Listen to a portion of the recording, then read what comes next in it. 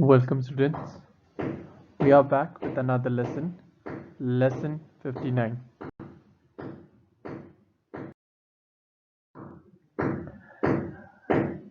Before we dive into our topic, let's discuss first about mobility. So I'll just talk briefly about your mobility. Now suppose this is a wire.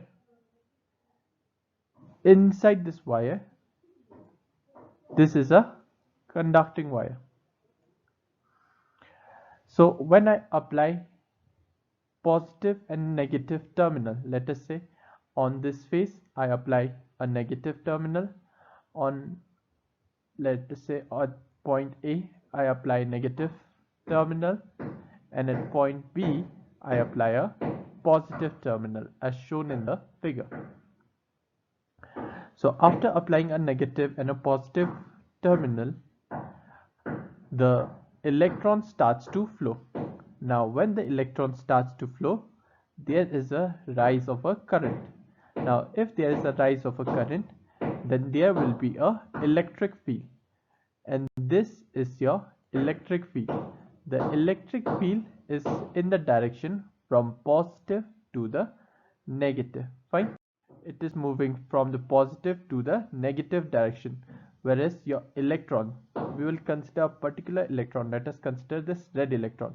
What about this electron? This electron will move from the negative to the positive terminal.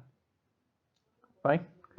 Now as the electron moves towards the positive terminal, what happens is that the electron undergoes the following collisions. As you can see,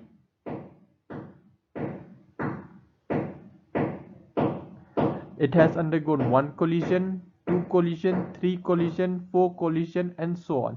Fine. So here the velocity acquired by this electron before it collides. This velocity acquired by the electron before it collides is known as your drift velocity, which is denoted by V. Fine. And this drift velocity is directly proportional to your electric field. If I apply more electric field, that means I increase the strength of the battery. What happens? The velocity acquired by this electron will be very high. So my velocity is directly proportional to E. More the electric field, more the drift velocity. So if I have to remove this proportionality sign, what I will do? I have to introduce a constant. This constant mu. So I can write V equals to mu E. And what is mu? Mu is your mobility.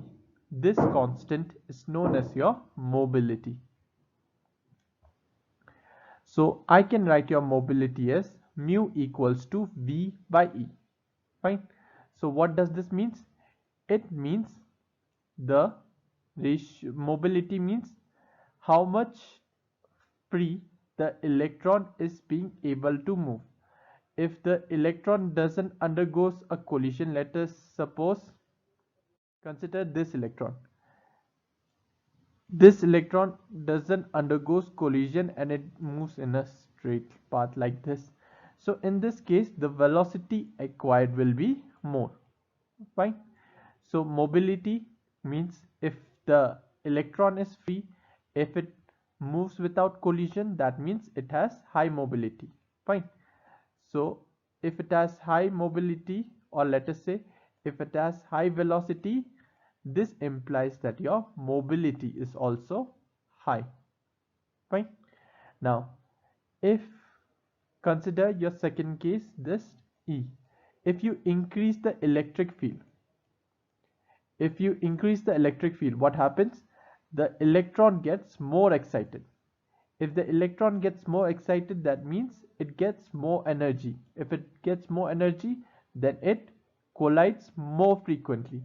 If it collides more frequently, that means the mobility is small. So if E is high, your mobility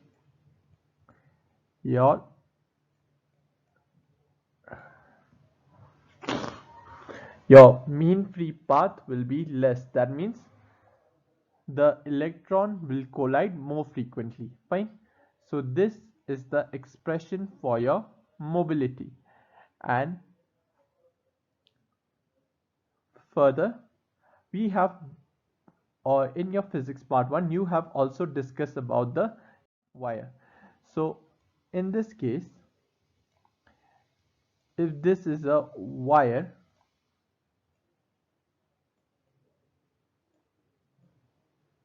this is your wire. Inside the wires you have free electrons. So when you apply a negative and a positive terminal, what happens? The electrons start to flow, hence you conduct a current. So the current flowing through the circuit I, this is the current. The current flowing through the circuit, it directly depends upon the charge of this electron. And how we denote the charge of the electron? E times the number of the electron which is moving towards the positive terminal. If more electrons are moving, that means you have a higher current. So it depends upon charge, number of electron times the area. Area means this cross-sectional area. Okay. If this is a cylindrical wire and I cut it into a thin slice piece, then you will get something like this, a circle. This refers to the cross-sectional area, which is your A, fine, times your drift velocity. What is your drift velocity?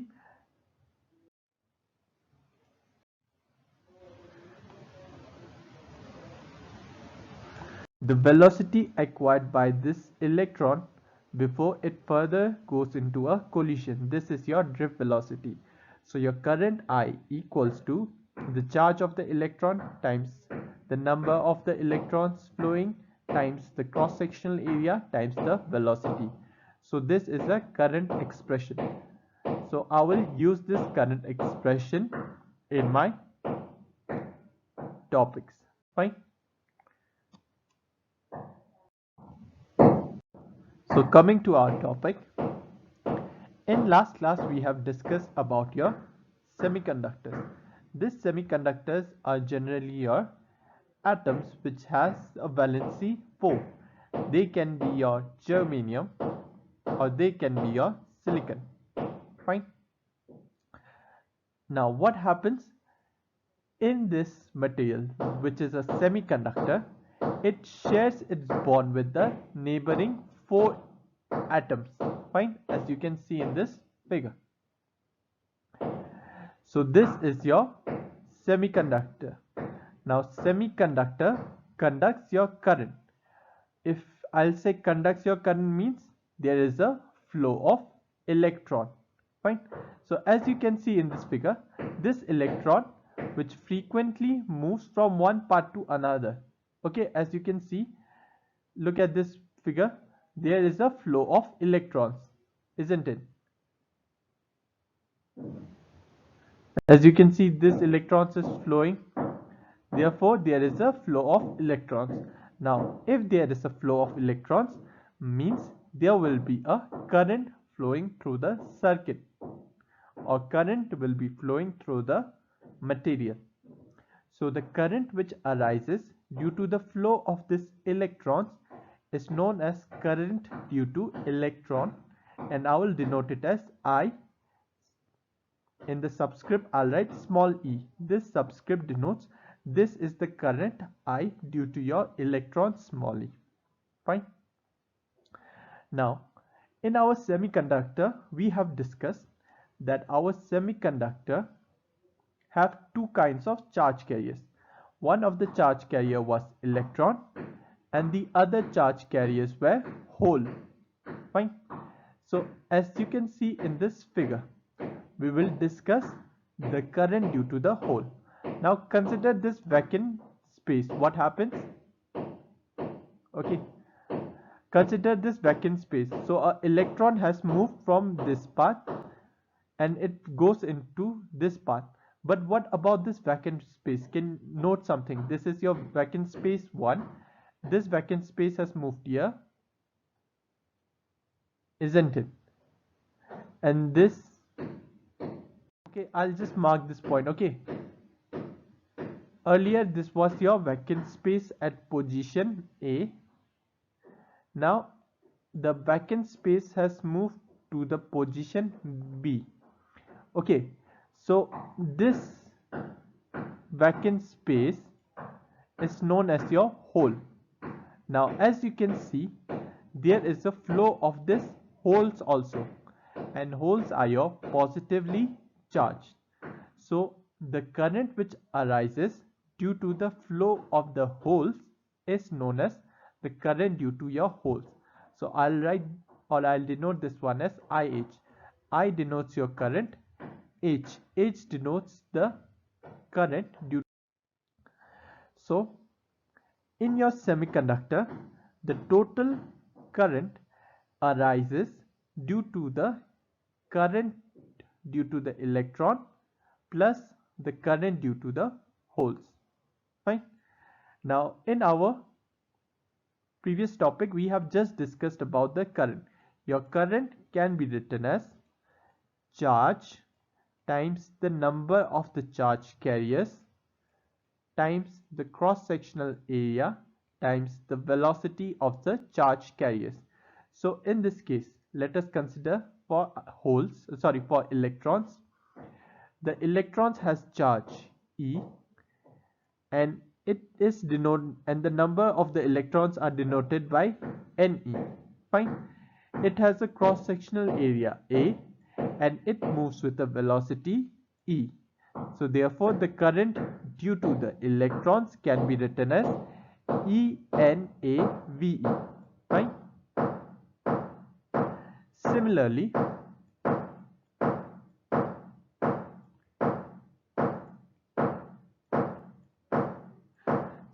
let's discuss about current due to the holes. Now these holes have the same charge as your electron. So I'll write small e. The only difference is that the electron has negative charge, whereas the holes have your positive charge. Fine. So the holes have the same charge. So in magnitude, I will write it as small e. Fine. So the total current will be I equals to the charge of the hole times number of the holes times the cross-sectional area A times the velocity of the holes. So the current due to the holes I can write as ENHAVH. Fine. So the total current in the semiconductor due to the electron and holes can be written as I equals to ENEAVE plus ENEAV. Now based on this equation, I can derive my conductivity. This represents my conductivity, and conductivity is the inverse of resistivity. Fine. These topics have already been discussed in your physics part 1 by Sir Arjun. Okay, so if you have any confusion, you go back and revise those topics again. So this is your conductivity, which is your conductivity sigma equals to 1 by rho. Rho is your resistivity. So your conductivity is written as E, charge times Ne mu E.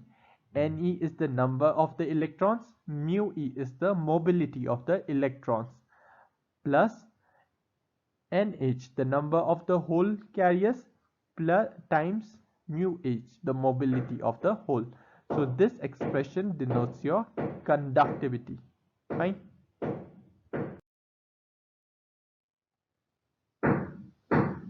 So moving to our next topic, we'll discuss about our PN junction. So intrinsic semiconductor, and the other one was your extrinsic semiconductor. Intrinsic semiconductor means your pure semiconductor. Extrinsic semiconductor means your impure semiconductor.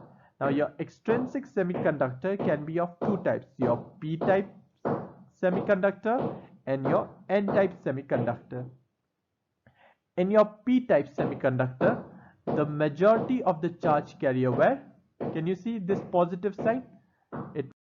Whereas in n-type semiconductor, the majority of the charge carriers were the negatively charged particle. In p conductor, it was positively charged particle holes, and in n-type semiconductor, it was the negative charged particles electron. P-type semiconductor was formed using a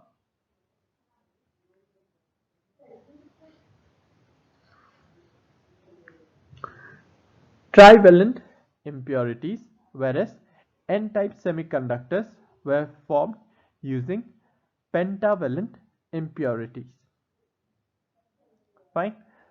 So now let's junction.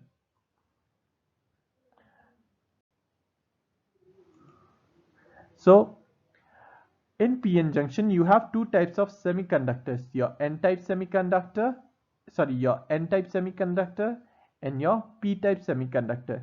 This p-type semiconductors are doped with trivalent impurities. Your n-type semiconductors are doped with pentavalent impurities. Now they are brought together. Now when they are brought together, we apply some potential difference. Now after applying some potential difference on the p-type and the n-type semiconductor, what will happen is the electrons from the n-type semiconductor will move towards the p-type semiconductor. Thus there will be a recombination of a negative and the positive charged particles. Fine, as you can see in this figure. The electrons from n-type goes and it recombines with the hole. So negative mixes with positive, leaving a positive charge behind, as you can see in this case. Fine.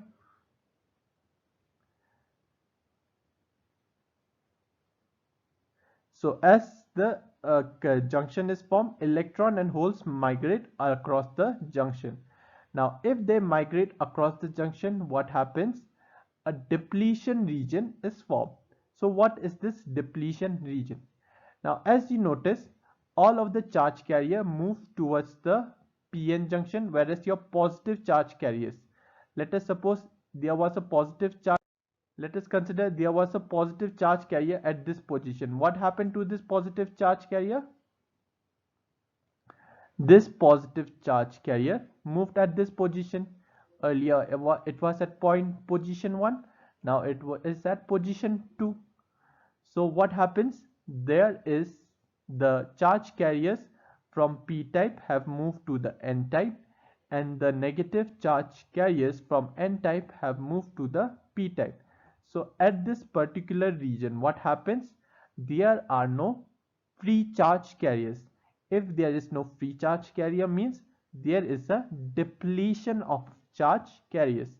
So if the depletion of charge carriers, then this particular region will be known as your depletion layer. So this is the depletion layer is formed.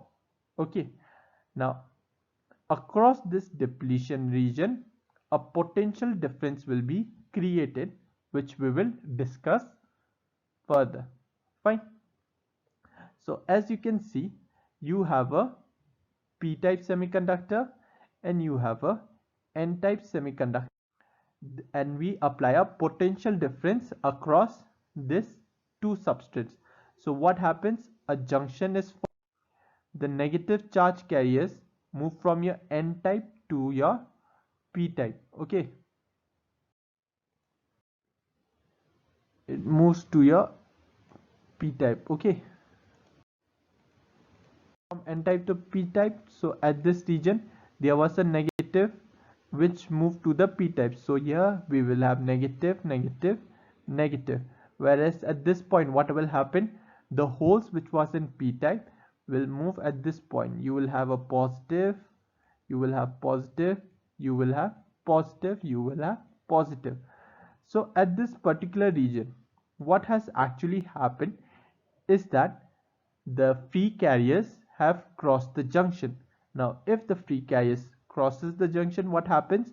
There will be a depletion. Depletion means decrease in the free charge carriers. if there is depletion in the free charge carrier, therefore this region will be known as your depletion region. Fine. Now if there is a depletion region,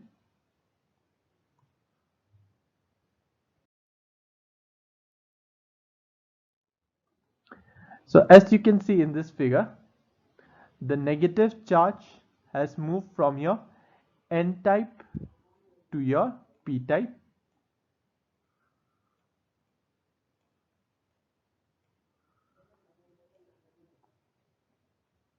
So what you notice is that at the ending of this region, can you see at this point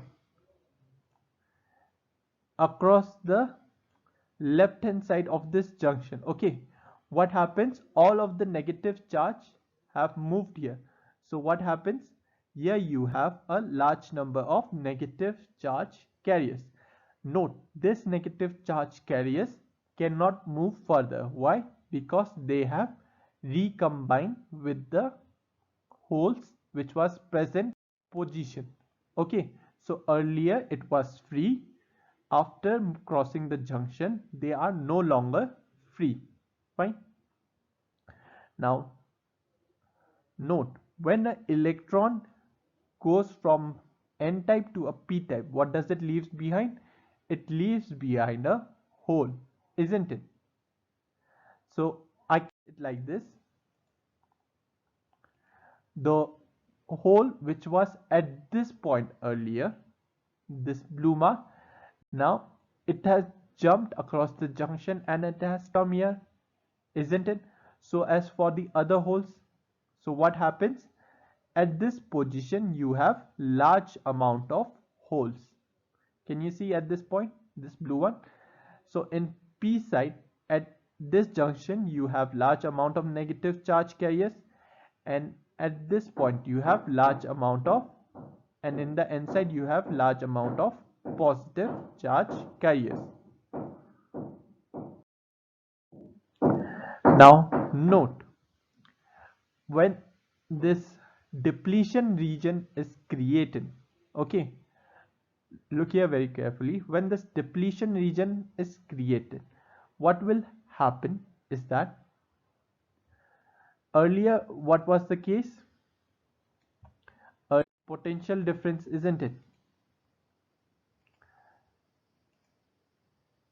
First what happened, you have applied, let us say, a positive terminal at this point. Okay, you have applied a positive terminal at this point, whereas you have applied negative terminal on the N type. Fine. So if you apply this potential difference, what this will result? It will result the electrons which was earlier at this position will jump to this position. So as the electron which was earlier in this position will jump to this position, the electron moves towards your positive charge. Fine. Okay. Now as the free charge carriers move from the N type to the P type, vice versa, that means your free charge carrier hole, if it moves from your P type to the N type, what happens? You create a depletion region. So note, after forming a depletion region,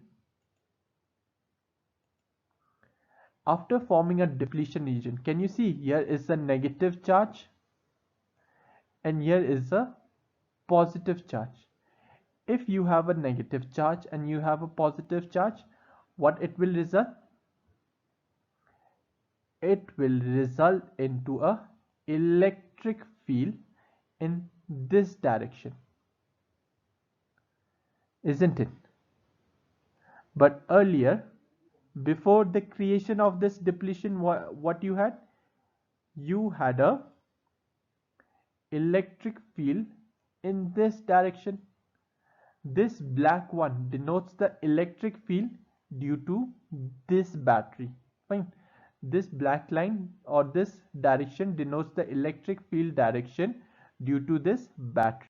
This black line, it denotes the direction of the electric field due to this battery, whereas this yellow line, okay, this is a fictional, okay, actually it is not there, but to explain this phenomenon you can consider a electric field, okay, you consider it to be a fictional electric field.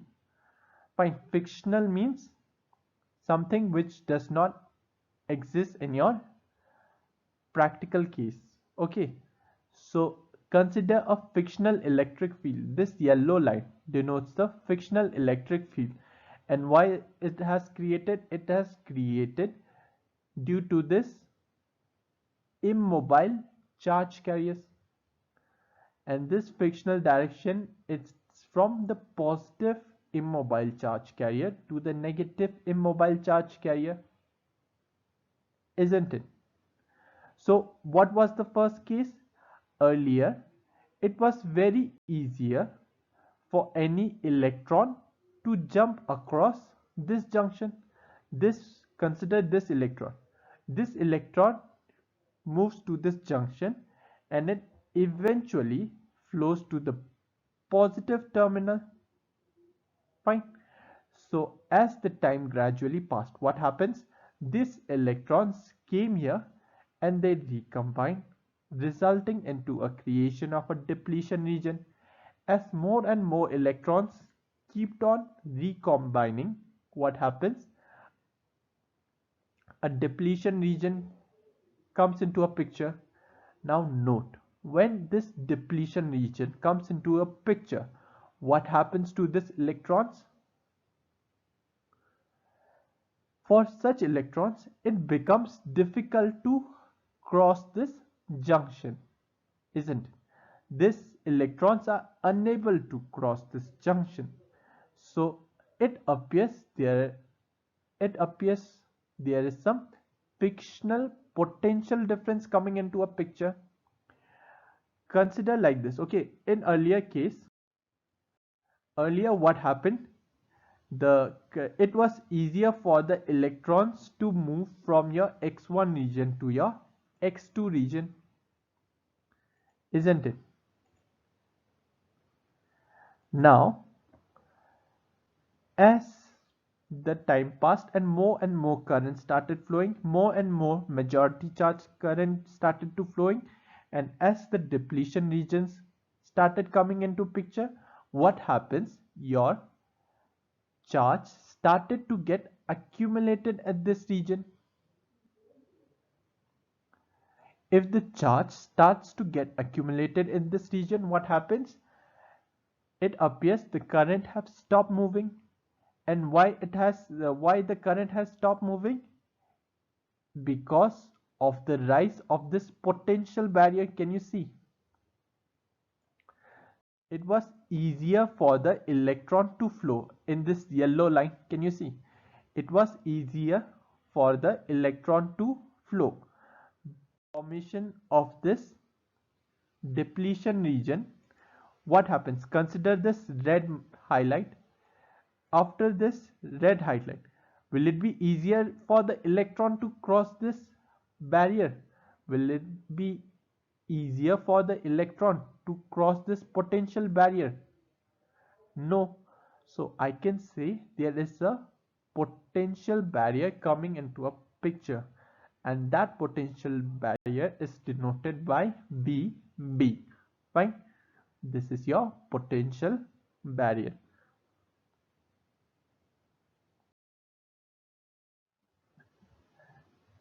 Fine. PN junction diode is created. Okay, this is your PN junction.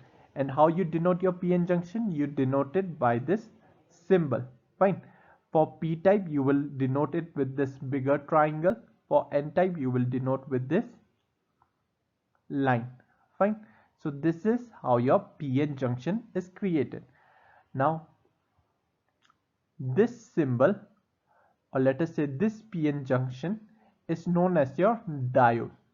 Therefore, this is known as your PN junction diode. Fine. Now, why is this PN junction diode important? This PN junction diode is important because using this PN junction diode, I can control the flow of the currents, isn't it? Earlier, what did you notice? That there is a flow of the currents from P type to the N type, isn't it? There is a flow of the current.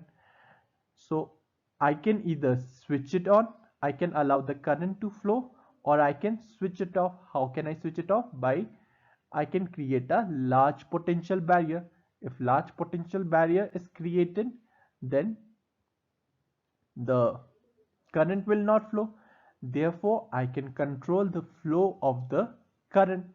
Now, this flow of the current is a very important application. You can consider it to be like a switch.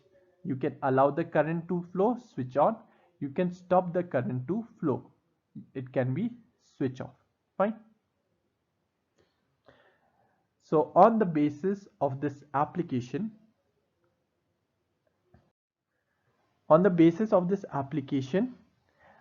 I can further more bias my PN junction diode into two categories.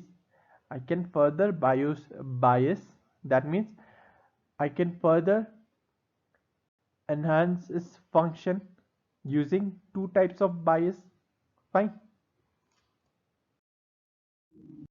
So I can bias this PN junction. So let us consider our first case. This is known as your forward bias condition. Now in this forward bias condition, what we will do is we will connect the positive terminal of the battery to the P type and negative terminal of the battery to the N type. Now when we apply positive terminal to the P type and negative terminal to the N type, what we will notice is that our depletion region will become thin, or the forward bias narrows the depletion region. This is your normal PN junction diode at equilibrium when there is no bias. But when you apply the forward bias condition, what happens? The depletion region narrows down further. Now, how will this one help us? Now, if the depletion region becomes narrow, what will happen? If the depletion region become narrow, then it will be easier for the charge carriers to cross this junction, isn't it? It will be easier for this charge carrier to cross this junction. If the charge carriers can cross this junction, means there will be a flow of current. As you can see in this figure, the electron goes, it comes here, it crosses this junction, therefore there is a complete circuit.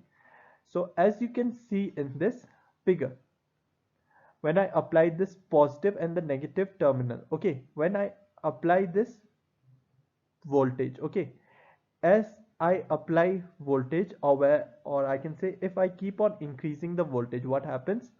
More and more charge carriers starts to jump across the junction.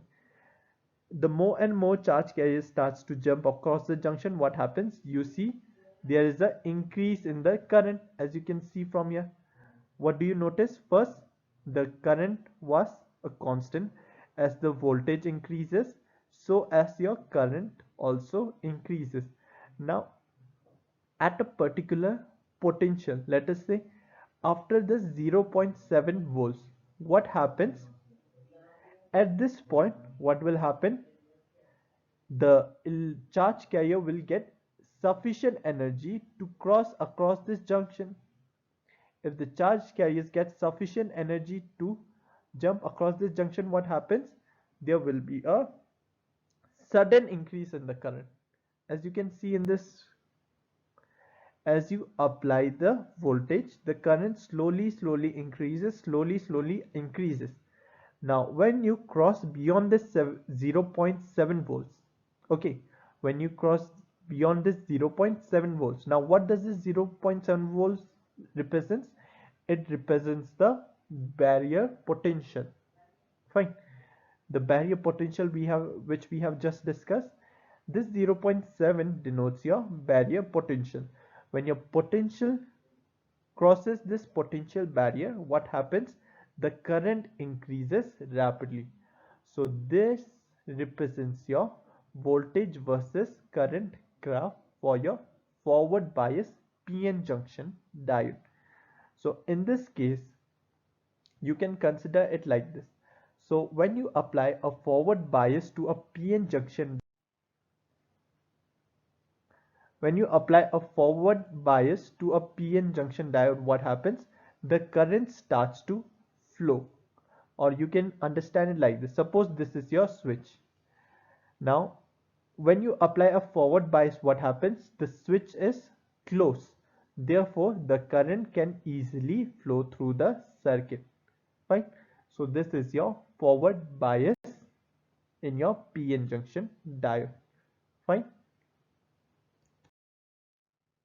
Fine. Now in your reverse bias condition, I will connect the negative terminal of the battery to the P-type and the positive terminal to the N-type, the opposite of your forward bias, negative to P and positive to N-type.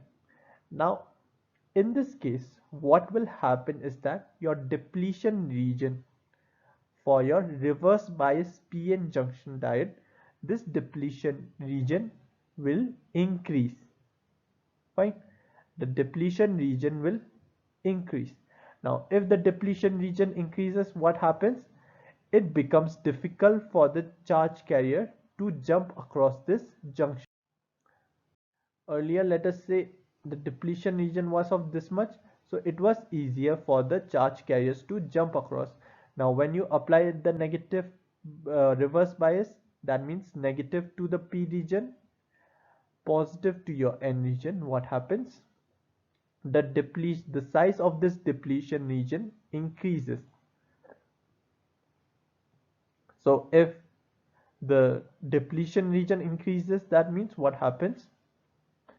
No charge carriers or no majority charge carriers will be able to jump across this depletion region.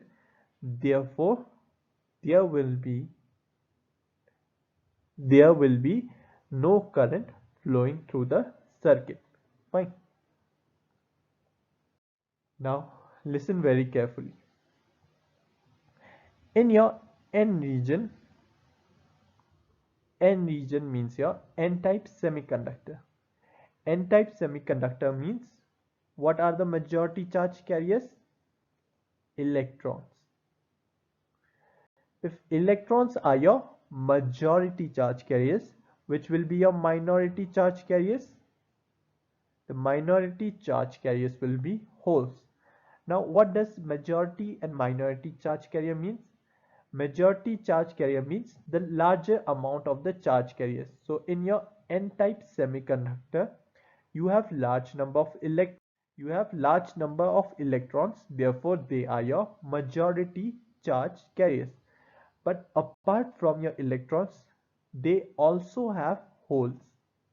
Okay, it does not mean that this N-type semiconductor, it has only electrons. Apart having electrons, it also has holes. So these holes are very less in number as compared to your electrons. So therefore, these are your minority charge carriers. Fine. In this P region, who are your majority charge carriers? Your positive charge carriers, your holes. Whereas who are your negative charge carriers? The negative charge carriers are electrons, which are your minority charge carriers. Fine. So in the case of your reverse bias, okay, reverse bias means you apply the negative terminal at your P region and positive terminal at P region. What happens? There is no flow of the majority charge carriers. But whereas your minority charge carrier, that means in this case,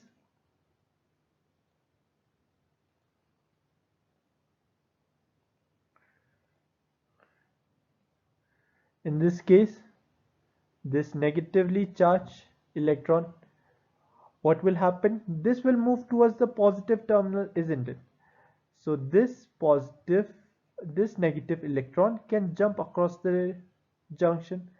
So note, in reverse bias, there will be no flow of the majority charge carriers, but minority charge carrier current can flow. Therefore, in reverse bias, can you see this small part? There is a small current flowing through the circuit. Okay, this small region, this represents your current in the reverse bias. And why is this current flowing through the circuit? This is due to the minority charge carrier, and this are very small in amount. Okay, so much small in amount that we denote it in microamperes. What is this microamperes? It means 10 to the power minus 6 amperes. Fine. That means 0.1020304056. This much small current. Can you look at this figure? This much small, the current of this order will flow through the circuit in case of your reverse bias, whereas in case of your forward bias you had the current only due to the majority charge carrier, and in your reverse bias you have current only due to the minority charge carrier. Fine. Now if you increase your potential difference, okay, if you increase your potential difference, if you keep on increasing your potential difference, what happens? There comes a limit. This is the limit. Now beyond this limit, what happens? Your current increases rapidly. This rapid increase in current is known as your avalanche breakdown. Okay, fine. This represents your avalanche breakdown. So this is your reverse bias condition. Fine. So let us summarize. In reverse bias condition, the p-type is connected to your negative terminal. Your n-type is connected to your positive terminal. In your reverse bias condition, there is a flow of current. This flow of current is due to the minority charge carrier, and which is very small in amount. Fine. So this is your reverse bias condition. Okay, now note, in your reverse bias condition, okay, there is small flow of current, but this is very small. Okay, this small that you can neglect this value. Okay, you can consider it to be like a switched off circuit. So to understand this reverse bias, you can understand it like this. It acts like a closed switch. Sorry, it acts like a open switch. So what happens in your reverse bias? You apply the negative to your P, you apply positive to the N. In such case, what happens? The switch is open. That means there is no flow of current. There is no flow of current, a very negligible flow of current, which can be neglected. Okay, this current can be neglected. So it acts like a open switch circuit. Okay, so by controlling the bias, by controlling the potential difference, by controlling the polarity, the positive and the negative terminals of this PN junction diode, can you see?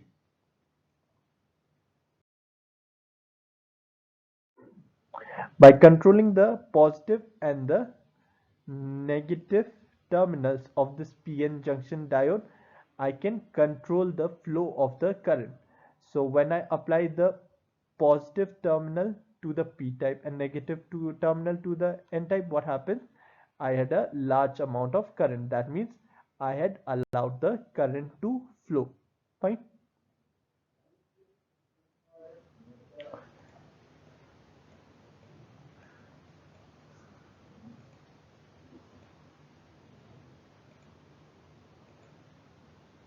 Now, when I apply negative to the p-type and positive to the n-type, what happens? In this case, there is no, I didn't allow any current, I didn't allow the current due to the majority charge carriers. That in this case, what does it mean?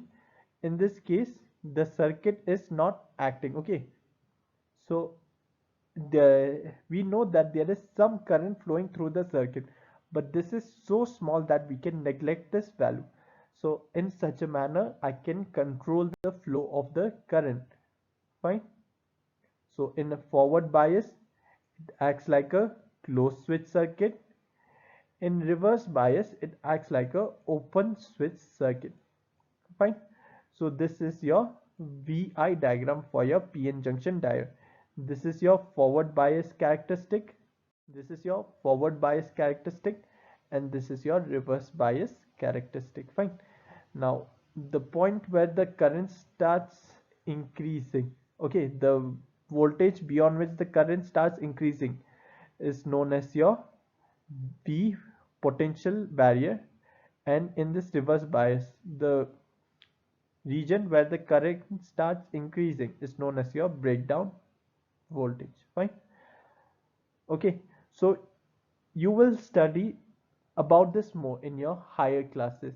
You will study about this breakdown voltage, this avalanche breakdown. Why do we notice this avalanche breakdown in details in your higher classes? Fine. For now, you can just understand this forward bias characteristic. In this case, the current increases, whereas in this case, there is a negligible current. This negligible current is due to the flow of the minority charge carriers, whereas in your forward bias characteristics, there is a flow of current. This is due to the majority charge carrier. Fine. See, in the forward bias, you measure your current in milliamps. Okay, and in your negative region or in your reverse bias region, you measure your current in microamps. Now, which one is bigger, milliamps or your microamps? Obviously, your milliamps is bigger. That means a large current flows in your forward bias characteristics, whereas in this case, a very small amount of current flows in your reverse bias characteristic. Okay. So for your level, you can only learn up till this point. Okay, no need to go further for this breakdown voltage, this avalanche voltage. They are not required for your class 12 level. Okay, this will be discussed in your higher degrees. Fine. Okay, so this is your PN junction diode. Fine. So that's it for today's class. Thank you. And if you have any confusion, please don't hesitate to ask. I will re-explain it to you again. So thank you.